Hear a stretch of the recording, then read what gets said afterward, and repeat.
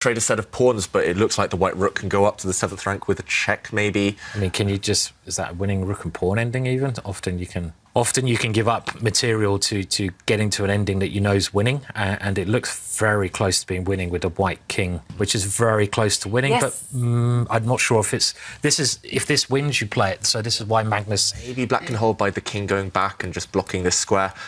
Maybe, yeah. Maybe just in time, but you're right, Simon. This is exactly what Magnus is calculating right now. Magnus would love to just take this pawn, create a passed pawn of his own, but maybe he's not in time. Maybe he needs to save his bishop first, and there we go. He does save his bishop.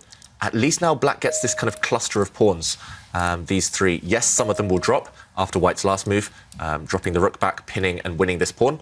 But if now Vidit can trade off the rook somehow, it's a distant dream, but if he can kind of make the rooks disappear from the board, even if he loses these 3 pawns, if you're all the highlighted pieces now, if they all drop off the board, it's actually a draw, because a white bishop on light squares alone and a pawn that promotes on dark squares cannot win. Black's king will just go and hide in the corner, and there's no way to evict it. So some hope for Vidit? Yeah, maybe. And I just had to be so careful. Even without these 2 pawns, it's not easy, right? Not an easy win.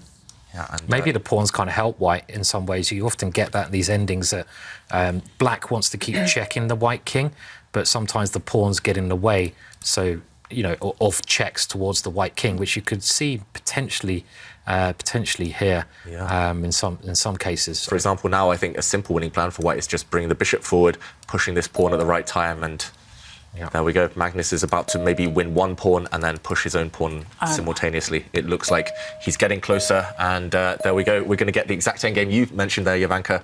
All of the black pawns are about to drop off if we rush forward to the current position. Move 63, so it's closing in on 71. Yeah. But I'm at 70, right? Oh, 70, 60, so 61 is gone, yeah. 61 is gone.